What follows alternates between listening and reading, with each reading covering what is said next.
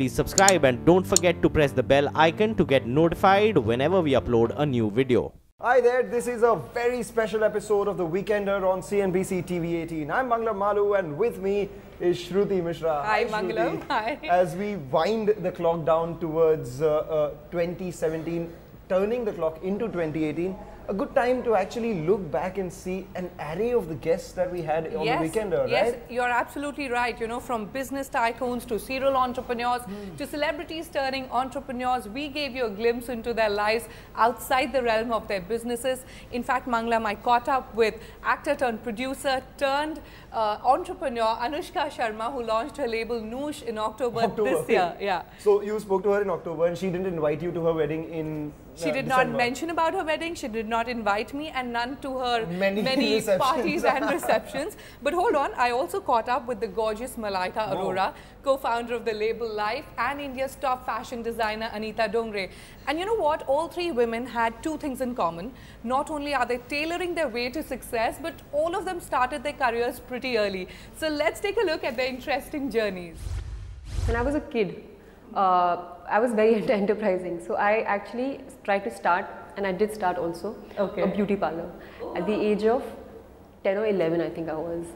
And I just got all my friends together and I said, we should start our own beauty parlor. So whatever little bit of creating our own products and all of that.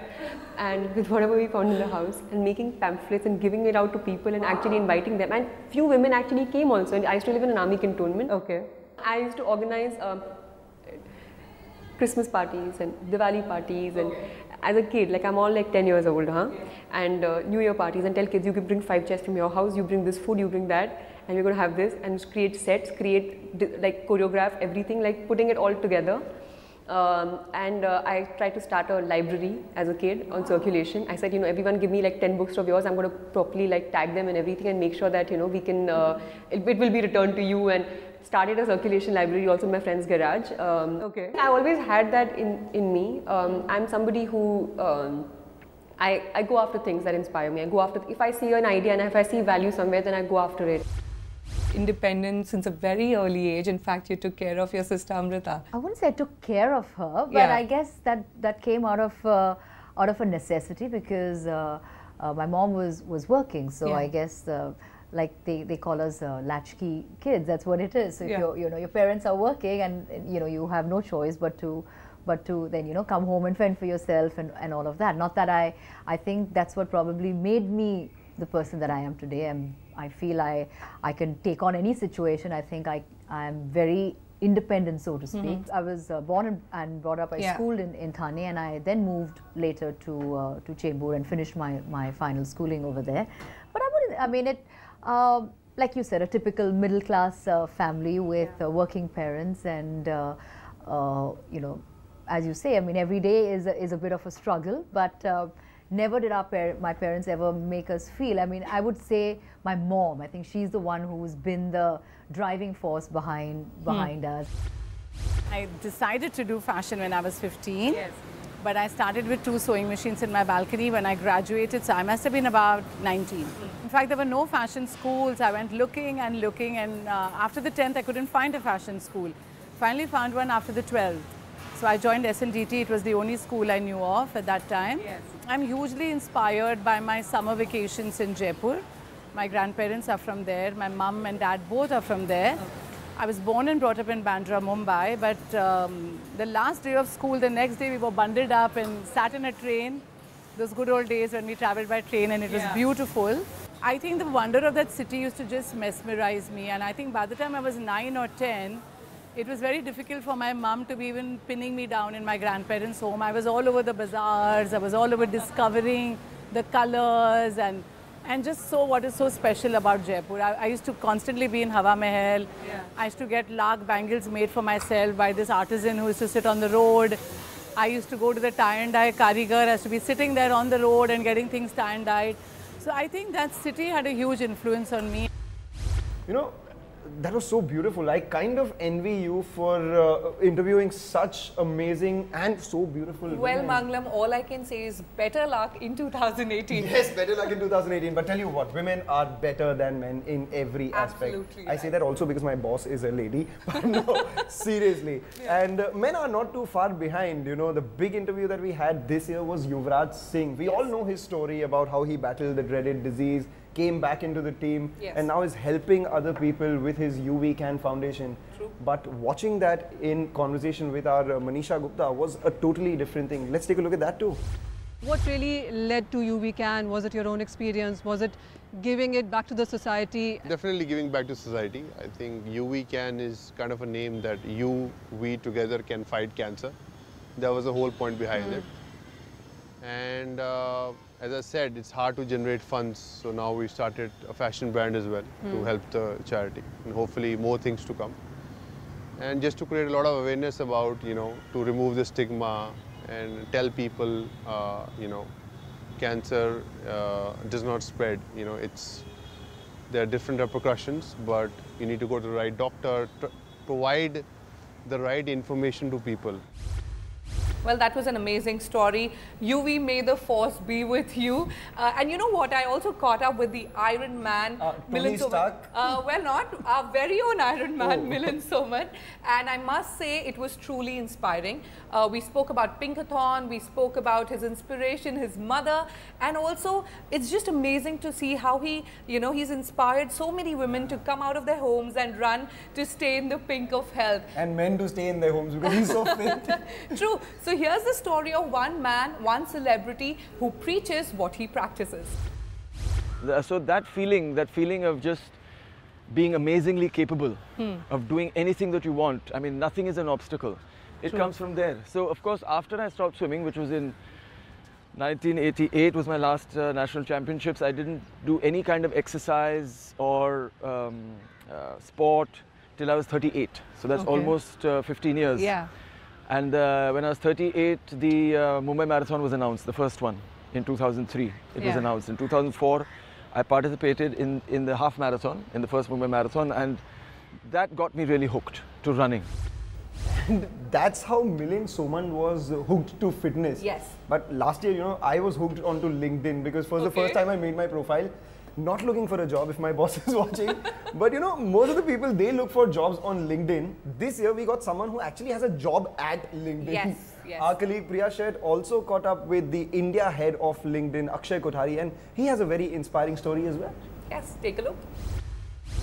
The only millennial CEO for a company that's the size of LinkedIn in India. What really, drove them to appoint you to, take on the reins at LinkedIn? I think it was a bet that the CEO Jeff took on me.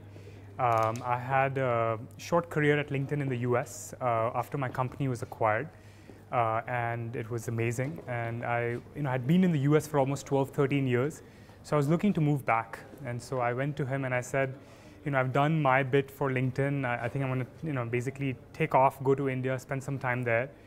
And he said, if you really want to go to India, why don't you go run LinkedIn in India? And that's how I got here. And it's been about 2 years now. It's been a dream journey for me. It's been almost homecoming in some ways because I grew up in India. So it's great to be back.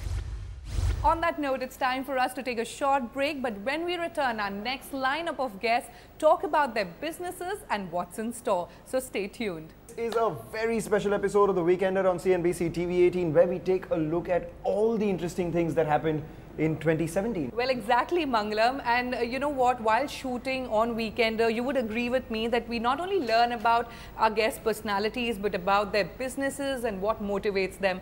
So let's hear into some business tie-ups and exciting plans. You have one park in Kochi, one park in Hyderabad, one park in Bangalore. Your fourth is coming up in Chennai, another very strong South Indian city. Let's set the record straight. Where is your fifth park coming, and is that going to be your big foray into a non-South market? Amusement parks, by its very nature, work really well in a tropical climate. So, consequently, Bangalore, Chennai, Hyderabad, and even Chennai are very prime, locations for us to do this.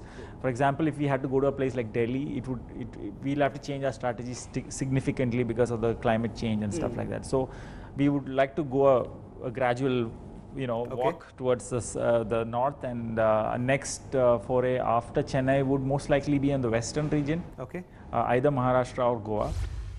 Because of the Pinkathon, I saw that a lot of women, there are reasons that women don't exercise. There are reasons that women don't run. They don't do stuff for themselves. And a big thing is time, because of course women are loaded with responsibilities, not just household responsibilities, but there are women who have jobs. They have their own businesses. They have all kinds of things to do, and they just then fail to take out time for themselves. But a lot of the other reasons, like it could be not feeling comfortable in the clothes that they think are to be worn while exercising, like I'm wearing these shorts or t-shirts or tights or anything, and they're more comfortable. 99% of Indian women are comfortable wearing saris and salwar kameezes and that kind of silhouette. So I said instead of forcefully getting them to say, okay, no, you must wear this, or them to feel that I must do something like that, we'll create outfits that are more matching the Indian silhouette. At this point of time, we have 8 manufacturing facilities that are directly owned by us and catering to different parts of the country and spread across the country. We also have 4 manufacturing units that are controlled by franchisees, mainly in part of North and in the East, as well as 2 manufacturing units which is controlled by franchisees in Nepal, which is in part of India but is in Nepal. So our one of the units as part of this is a brand new facility that's also been put up keeping in mind the large vision that we have and the growth plans that we have. Maybe over the next couple of years we'll see one more new plant coming up in South India as well. Those were some interesting conversations as far as the business is concerned. But businesses itself, for me as an FMCG analyst, Weekender was la la land, because I got to have a chat with the massive doyens of all the FMCG industry. We had Varun Berry from Britannia, the Imami family, Marico, as well as Bharat Puri from Pidilite. So the stories that they spoke about their business and all of that, it was like my B school lectures only in real life, and that was really interesting. Yes, so let's go ahead and see that. Let's go ahead and watch that. Competition is aggressive. The competition is obviously very competent. You spoke about Patanjali, a very aggressive competitor coming into the market. You spoke about Parle. Again, I think I have great respect for the company. They're the oldest biscuit company, and they've got a stranglehold in certain categories. ITC, again, fresh into the business but doing extremely well. Now, with that kind of competition, with differences of ideology, differences of strategy, different business models, it's very important for us to make sure that we keep on the path as we determine for ourselves. What we have identified for ourselves is that there are 5 areas where we want to be top quartile. And if we do that, results will automatically follow rather than just chasing some numbers. So I've identified 5 things: innovation, number 2 is go-to-market, 3rd is cost management or value management, 4th is talent and culture, and the 5th is IT, analytics, and the digital world. And all these 5, we have now got a roadmap for the next 4-5 years.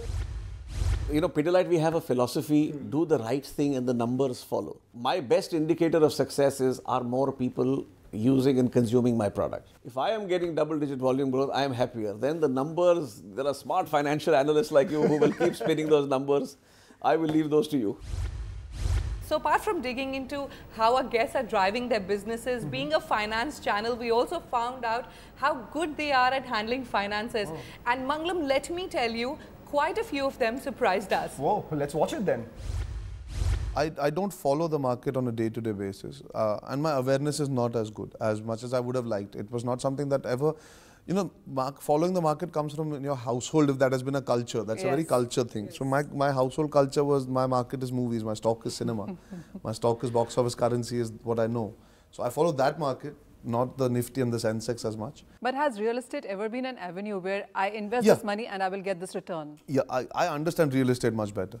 I won't say I have a keen sense or I have an understanding, but मुझे समझ आता है यार, इतना डालो, ये है, 5 साल बाद probability है इतने की, नहीं होगा तो फिर भी आपके पास एक मकान है, उसे रेंट पे चढ़ा सकते हो, उसकी एक certain recovery है, अगर उसे सजा धजा के फिर से चढ़ा सकते हो तो वो brass tacks समझ में आता है. Sure. It's at the back of my mind, but you want to build your career. You see, that's the forefront. If I work hard enough, another 5-7 years, I'll have enough time and enough money and enough ammunition to go after the big chases that I want to. So obviously this is something that I'm doing because that's the right thing to do with the amount of money you have. But if you work hard enough, being a mainstream commercial actor gives you the revenue stream where you can actually go for something bigger that you're ambitious about, that you really care about. So I've not found that calling yet. I would, and I love free advice. So if you want to give me any, I'll take it. I will, yeah, definitely. Well, I do come from a Marwari family, so it runs in your blood. It runs in my blood. So idea is to keep a balance between business and creativity.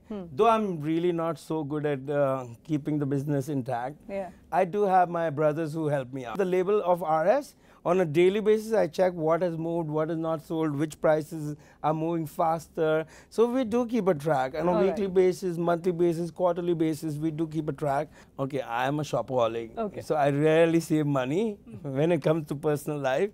I just used to put me in a store, I'll come out with bags full of clothes. But business-wise, I do definitely try to put the same money back in business. How do you tackle your finances? Where do you invest? My needs are very few. I don't spend very much. I don't go out very much. Because even when I didn't have any money, I managed to save some 20% of whatever I made. I would put it away. That was like a... well, I'm a conservative person. That's very disciplined, actually. I am very disciplined. So where does that 20% go? Are you putting it in markets or are you putting it in FDs? Or? With mutual funds. With mutual funds. On that note, it's time for us to take a short break. But before that, let us show you how our guests take their short breaks and manage work-life balance. What do you guys do for fun when you get together in Kerala? What are the ways you unwind and relax over the weekend, Arun? In Kerala, I definitely miss all the the good Mallu food in Bangalore. So whenever we are in back in Kerala, what's your favorite dish? So I have this. We have this karmeen, which is the fish, and the baked in banana leaf. And my mom cooks it well. So she always tries to make it when I come. And then we have beef. So we're Syrian Christians, so we have beef and our mutton, pork, all our dishes. You don't miss too much of that now, do you? No, we don't. I mean, I don't. So I obviously get to eat a lot more Mallu food than Arun does. So I mean, for us here, I mean, it's a quiet town. It's not a very large city. So I still I'm in touch with all my school friends and still hang out. So we go out and eat once a week. That we do. And we go for a vacation to Goa once and Europe once. These days are rather busy. I have a new daughter, first kid, so I try to really jam my day with as many meetings, as many things as I can do, and then rush back home to spend as much time with her. Every day we all have lunch together. The whole Goenka and the Agarwal family? Absolutely, all of us. So Mohan, Preeti, myself, my elder brother, his younger brother, all of us. So we have lunch together. So that's the time, when we discuss all sort of things, be it business, personal, just general topics, everything. We're quite independent that way, so she does her own thing, I do my own thing. So it's not like that. Filmmaking is such a business that it's not like saying that she's just finished a film.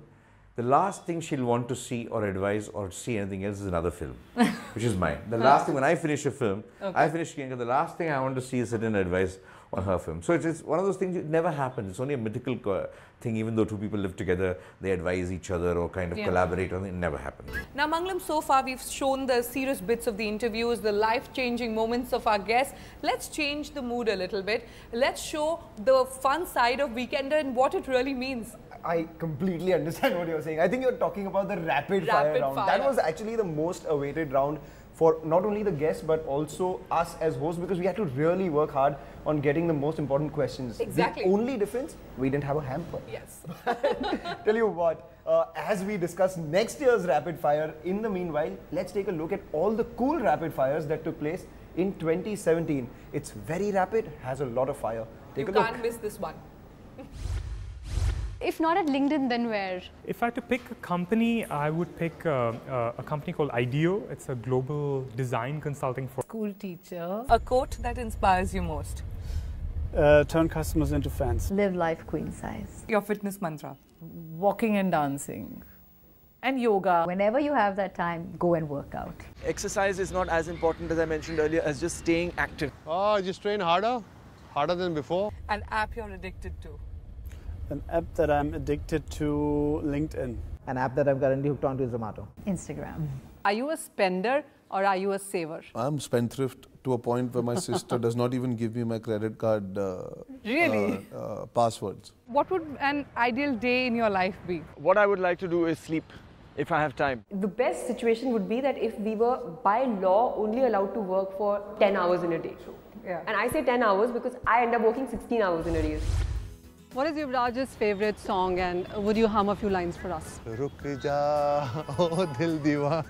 I can't sing. Poochhu to main zara. Now I'm done.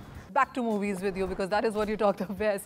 I just want to get your sense on this. I don't think a lot of people get why an actor whose film is releasing in 2 weeks' time is discussing the education system. Demonetization and GST and education. Yeah, but clearly that's close to your heart. हमें मौका कम मिलता है तो आपने chance दिया मैंने dance किया. I always joke that O&M is always part of my dowry. Wherever I go, O&M is with me. And it's, I mean, as far as Piyush is concerned, forget sweat equity. He's an owner of the brand. With that, it's a wrap on this special episode of Weekender. From the entire team, thank you for watching until the next weekend. Wish you all a very happy and prosperous 2018. Happy New Year.